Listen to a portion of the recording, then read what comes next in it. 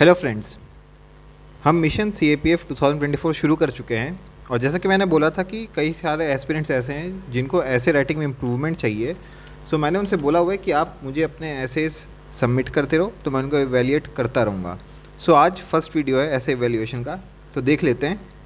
पहला टॉपिक है E waste, darker side of digital revolution. तो देखिए, ई वेस्ट पे सिंपल ऐसे नहीं पूछा जा रहा है। आप जो भी लिख रहे हो just keep in your mind कि आप उसको हमेशा ई वेस्ट को link it to digital, and जो भी आप लिख रहे हो ऐसे में इट शुड ब्रिंग आउट कि जो ई वेस्ट है how is it a darker side of digital revolution. क्योंकि डिजिटल रेवोल्यूशन की तो सब कोई तारीफ़ करता है कि इससे हमारी लाइफ ईजी हुई है, एसेसिबिलिटी बढ़ी है, बट इसका डार्कर साइड भी है and that is e waste. तो इन चीज़ों को दिमाग में रखते हुए आप ऐसे लिखिए। जो स्ट्रक्चर है इंट्रोडक्शन में हम डिफाइन कर सकते हैं कि व्हाट इज़ ई वेस्ट।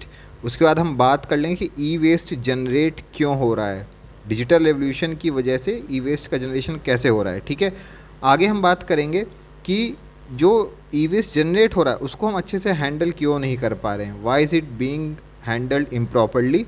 उसके बाद जो भी ई वेस्ट है उसके इल इफ़ेक्ट्स क्या हैं, हेल्थ पर, इन्वायरमेंट पर, इकोनॉमिक वगैरह जितने भी एंगल्स हैं आप इल इफ़ेक्ट्स की बात कर लीजिए।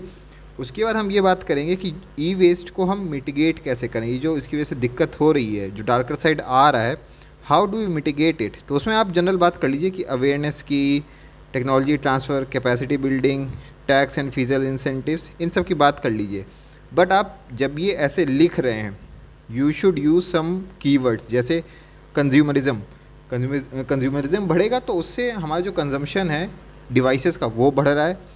टेक्नोलॉजी बहुत जल्दी जल्दी ऑब्सोलीट हो रही है। कोई टेक्नोलॉजी जो 5 साल पहले आई थी हमने उसको अडॉप्ट किया था, यूज़ कर रहे थे, बट अब वो ऑब्सोलीट हो चुकी है, तो उसकी वजह से भी ई वेस्ट बढ़ रहा है।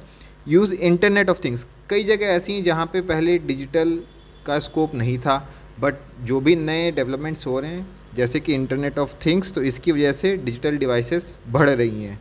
एंड एक कंसेप्ट होता है लाइफ साइकिल अप्रोच का। तो बेसिकली जैसे जैसे आप अपना रीडिंग का पेस बढ़ाओगे आपके दिमाग में ऐसे कीवर्ड्स आते जाएंगे एंड आप इन सबको अपने एसेज में यूज़ कीजिएगा। तो चलिए देख लेते हैं। देखिए यहाँ पे अच्छी चीज़ क्या है कि you are planning your essay, this is a very good step. मैं सभी को रिकमेंड करूँगा कि आप अपने एसेस प्लान कीजिए। इन्होंने जो बात की है अपने एसे में, जो प्लानिंग कर रहे हैं, तो 21st सेंचुरी की बात कर रहे हैं, we can not live without devices. उसके बाद डेफिनीशन की बात कर रहे हैं, soil pollution, carcinogen, water pollution. देखिए अभी सॉइल पोल्यूशन और वाटर पोल्यूशन को आप एक बिगर हेड में कंबाइन कीजिए पोल्यूशन में। Carcinogenic, this is a specific point, इसको आप इम्पैक्ट ऑन ह्यूमन हेल्थ में कंबाइन कीजिए। Still handled by primitive techniques, developing countries की बात करेंगे आगे ये, और डेवलप्ड कंट्रीज़ की बात कर लेंगे, टेक्नोलॉजी शेयरिंग की बात करेंगे एंड एग्जाम्पल्स देख लेंगे ये कुछ। तो अब हम आंसर पे आते हैं। प्लानिंग आपकी ठीक थी। अब देखिए जो आप लिख रहे हो अपना ऐसे, आप बहुत जनरल पॉइंट्स दे रहे हो। आप बोल रहे हो कि 21st century century of technological advancement. देखिए ये क्या है, ये बहुत ही जनरल स्टेटमेंट है।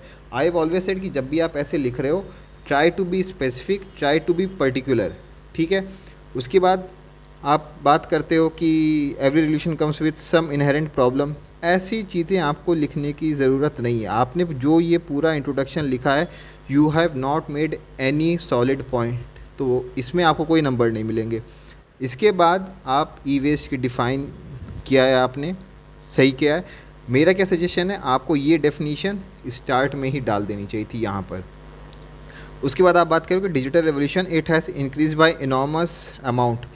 फिर वही बात है, आप देखिए जनरल बातें कर रहे हो। उसके बाद आप कह रहे हो every one in the world is using digital devices. क्या ये फैक्ट है, क्या इज़ दिस ट्रू? देखिए ये तो एक गलत स्टेटमेंट है, सब कोई नहीं कर रहा है।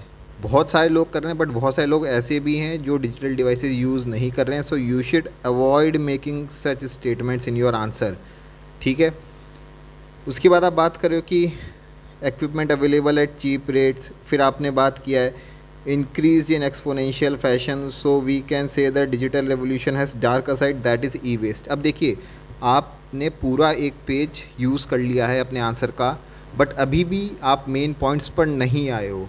So as I always say, आप एक कंसाइज, एक क्रिस्प इंट्रोडक्शन लिखकर सीधे मेन पॉइंट्स पर आ जाइए। अभी तक आपने जो भी अच्छी बात की वो बस आपने डेफिनेशन की है, रेस्ट ऑल का कोई वैल्यू नहीं है आपके मार्क्स के लिए।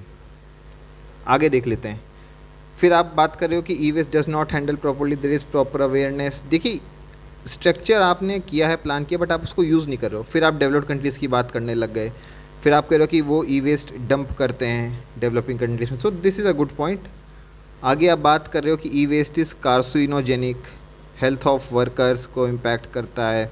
बट आपको यहाँ पे एग्जांपल्स यूज़ करने चाहिए कि जो भी ई वेस्ट है उसमें मरकरी, लिथियम, ये सब जो टॉक्सिक सब्सटेंसेस होते हैं, एलिमेंट्स होते हैं, इनका भी यूज़ होता है। सो इनको सेफली डिस्पोज करने का है। सो बहुत ही जनरल आंसर आप लिख रहे हो अपना, ठीक है।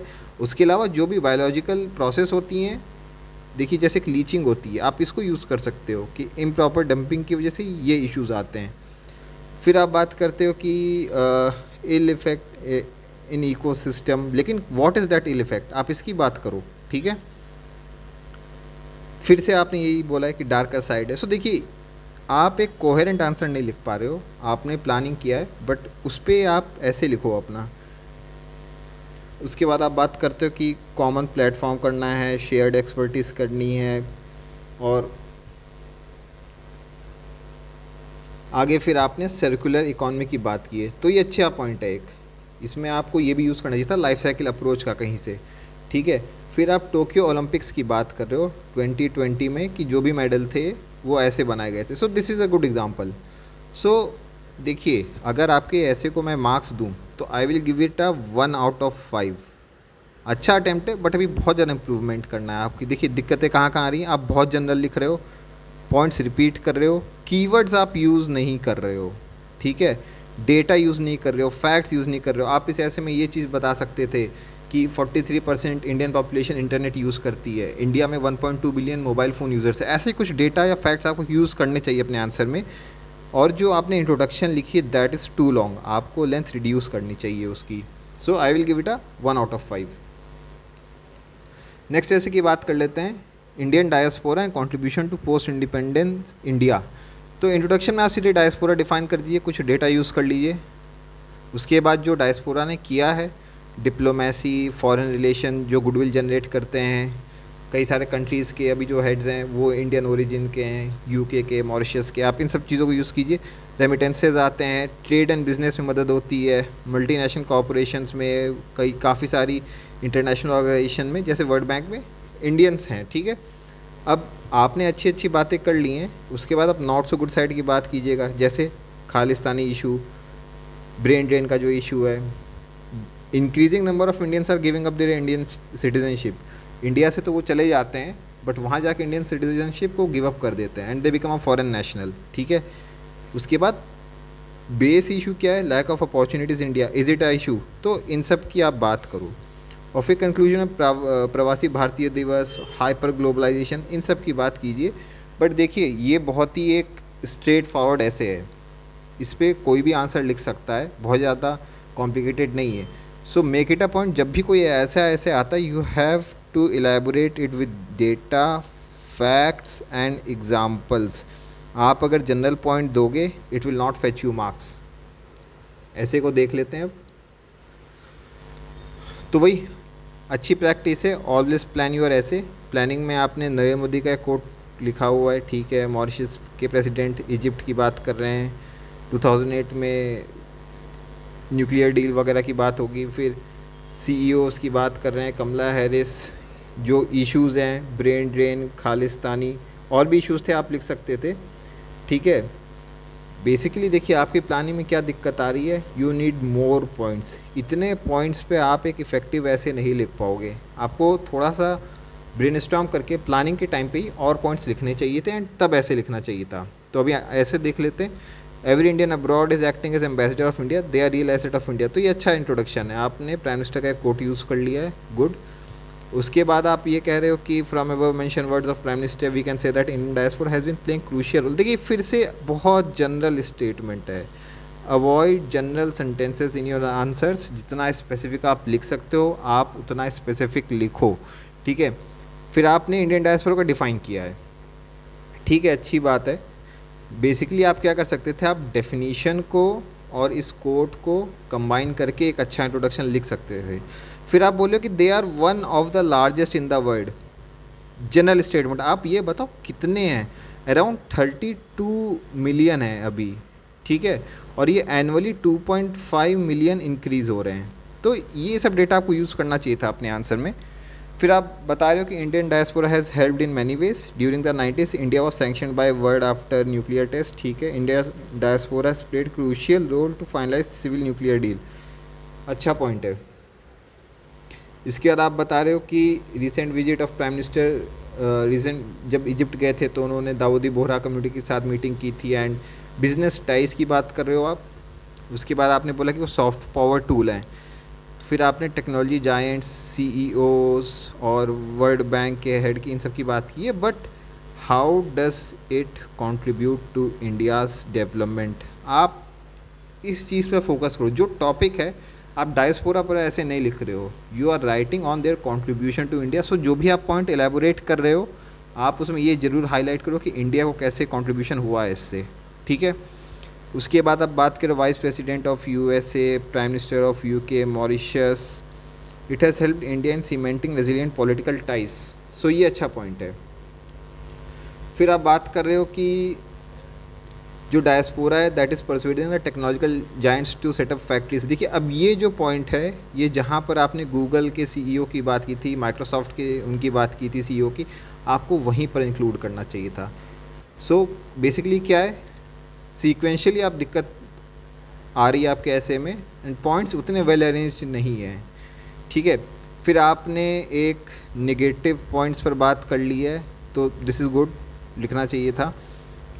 एंड जो आप कंक्लूजन दे रहे हो आप उसमें लिख रहे हो कि they will act as to ambassadors. Again देखिए क्या दिक्कत है, you should end on a strong note. आप जो लिख रहे हो ना, इसमें कोई भी स्पेसिफिक पॉइंट आप नहीं बना रहे हो। आप लिख सकते थे, जैसे मैंने बताया, प्रवासी भारतीय दिवस पे लिख सकते थे, ग्लोबलाइजेशन से लिंक कर सकते थे कि जो भी इंडियन डायस्पोरा है ये इंक्रीज़ होती रहेगी, बट हमें इंडिया को इतना अट्रैक्टिव बनाना है so that we can facilitate cross movement of diaspora, कि ऐसा नहीं कि इंडिया से ही बाहर जा रहे हैं, हमें इंडिया में भी अट्रैक्ट करना है। सो कुछ ऐसा लिखना चाहिए था आपको। अब देखिए आपके ऐसे इसके साथ दिक्कत क्या है, you are making a lot of spelling mistakes. आपने सफिशिएंट नंबर ऑफ पॉइंट्स नहीं दिए हैं। आप जो भी लिख रहे हो ना, इसमें आपको थोड़ा सा हाईलाइट करके, पैराग्राफ में ग्रुपिंग करके, you should be able to bring out the content in a coherent manner, कि पढ़ने में आसान रहे, it should be legible. So ये सब कुछ इम्प्रूवमेंट्स कीजिए। आई विल गिव दिस ऐसे अ 2 out of 5। So it was a good attempt, but और भी इम्प्रूवमेंट चाहिए। So thank you friends. अगर जो बाकी मेंबर्स हैं मिशन CAPF के, वो भी अपने ऐसे सबमिट कर सकते हैं। एंड अगर कोई ऐसा है जो ज्वाइन करना चाहता है, आप मेरे चैनल पर पुराने वीडियोस देख लीजिए, उसमें मैंने काफ़ी कुछ बात की हुई है, उससे आपकी प्रिपरेशन में हेल्प हो जाएगी। So thank you for watching.